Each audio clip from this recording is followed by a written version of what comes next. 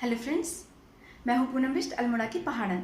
अपनी हर वीडियो में मैं आपके साथ हमारे उत्तराखंड से जुड़ी हुई कुछ खास बातों के बारे में हमेशा डिस्कशन करती हूं और कुछ बातें अपनी यादें शेयर करती हूं। आज मैं आपके सामने उत्तराखंड के एक बहुत ही पुराने एक गीत को लेकर आई हूं, जो गाने को लेकर आई हूं। पहले मैं उसको थोड़ा गुनगुनाती हूं, फिर आपसे उसके बारे में डिस्कस करूंगी।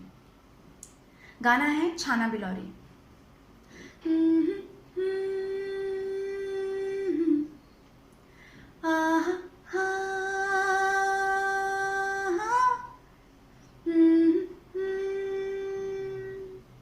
झन दिया बाजू छान बिलौरी लागला बिलौरी का घामा हो। झन दिया बाजू छान बिलौरी लागला बिलौरी का घामा। हाथ की कुटली हाथ में रौली नाक की नथुली नाक में रौली लागला बिलौरी का घामा लागला बिलौरी का घामा। तो इस गाने में एक बेटी है जो अपने पिता से ये रिक्वेस्ट कर रही है कि पिताजी आप मेरा रिश्ता जो है वो छाना बिलौरी में मत करना, मेरी शादी छाना बिलौरी में मत करना, क्योंकि वहाँ पर बहुत धूप है और मेरे बस की नहीं है नाक में नथ पहनकर काम करना और दिन भर हाथ कुटुली हाथ में कुटाव जिसे कहते हैं, जिससे गुड़ाई होती है, उसको हाथ में पकड़कर दिन भर खेतों में काम करना मेरे बस की बात नहीं है। तो ये गाना बना कैसे, ये छाना बिलौरी है कहाँ पर और छाना बिलौरी के नाम पर ही ये गाना क्यों बना, तो मैं आपको बताती हूँ कि छाना बिलौरी जो है एक गांव का नाम है। ये अल्मोड़ा बागेश्वर मार्ग पर पड़ता है और जो है इसकी ऊंचाई ज़्यादा है, तो सूर्य की किरणें इस पर सीधी आती हैं। तो और यहाँ का जो तापमान है पहाड़ों के हिसाब से बहुत ज़्यादा है, इसका मैक्सिमम जो है वो तापमान जाता है 35 डिग्री। तो क्योंकि यहाँ पर खेती भी जो है वो गेहूं की ज़्यादा की जाती है और यहाँ पर खेत जो है वो बहुत बड़े बड़े खेत हैं, क्योंकि वहाँ पे गेहूं की रुपाई चलती है बहुत ज़्यादा।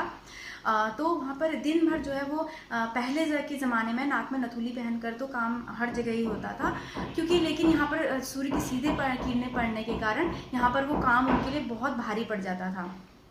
तो एक बार क्या हुआ, ये गाना कैसे बना, एक जो बहू थी, सास और बहू में ये धूप के कारण जो सूर्य की किरणें जो वहाँ पर पड़ती है, इतनी गर्मी पड़ने के कारण एक जो लड़की थी वो अपने ससुराल से मायके आ गई।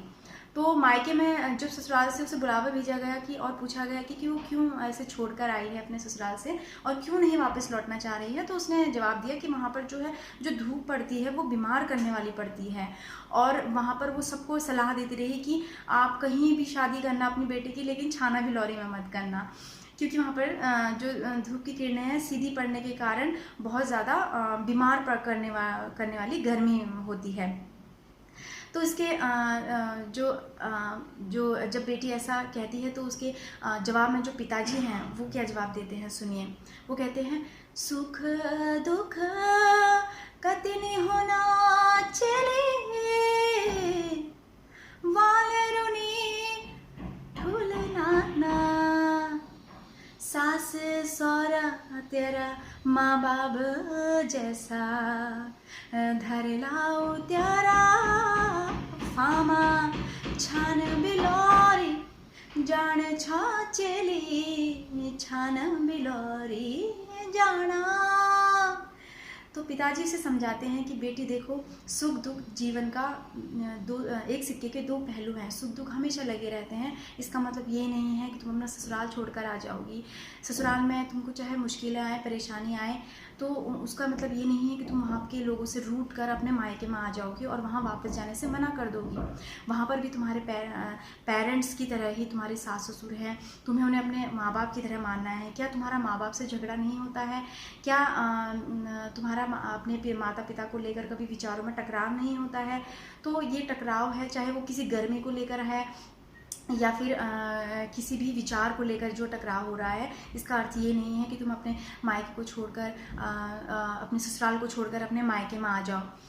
तो उसके पिता फिर उसे आगे कहते हैं कि वहाँ पर भी बड़े छोटे होंगे, वो तुम्हारे जो देवर हैं, जो तुम्हारी नंद है, वो तुम्हारे भाई बहन की तरह होंगे, उनसे भी तुम्हारा टकराव होगा विचारों में, लेकिन तुम्हें चीज़ों को बिल्कुल वैसे ही संभालना है जैसे तुम मायके में संभालती हो। तुम्हारा व्यवहार बिल्कुल वैसा होना चाहिए जैसा तुम्हारे मायके में होता है। तो अगर मैं ये बात कहना चाहती हूँ, जो मैं आपसे कह रही हूँ, मैं छाना बिलौरे की धूप से हटकर मैं रिश्तों पे क्यों आ गई, आप सोच रहे होंगे। तो ये महज एक गाना है, बट इसको एक प्रैक्टिकल धरातल पर अगर हम सोचें तो जब गाने बनते हैं तो वो कुछ और हमें अर्थ समझाते हैं। तो इस गाने में यही चीज़ समझाई गई है कि अपने जो ससुराल में है, जब लड़की शादी करके अपने ससुराल जाती है तो उसे बिल्कुल उसी तरीके से वहाँ पर एक्ट करना चाहिए, रिएक्शन बातों का वैसे ही देना चाहिए जैसा वो अपने मायके में देती थी। क्या मायके में हमारे पेरेंट्स से हमारा झगड़ा होता है, हमारी मम्मी से, हमारे पापा से झगड़ा होता है, हमारे भाई से होता है, कई बार हम रूठते भी हैं, फिर मनाते हैं, और कई बातों में झगड़ा बहुत ज़्यादा भी बढ़ जाता है, लेकिन इसका मतलब है कि हम नेगेटिविटी लेकर अपने दिल और दिमाग पर नेगेटिविटी को जो है अपने दिल में जगह दे दें। आप फिर से वैसे ही हो जाइए। मेरा भी मेरे इन लॉज के साथ झगड़ा भी होता है, लड़ाई भी होती है, और हमारी बहस भी होती है, लेकिन जो रिश्ता है, जो रिश्ते की जो आदर और सम्मान है उस रिश्ते का, और उस रिश्ते का जो मर्म है वो हमेशा रहता है। ठीक है, तो मैं गुस्सा भी होती हूँ उनसे, वो भी मुझसे कई बार रूठ जाते हैं, लेकिन चीज़ों को समझना पड़ता है, क्योंकि आप एज बढ़ने के साथ साथ जो है आपको चीज़ों को संभालना आना चाहिए।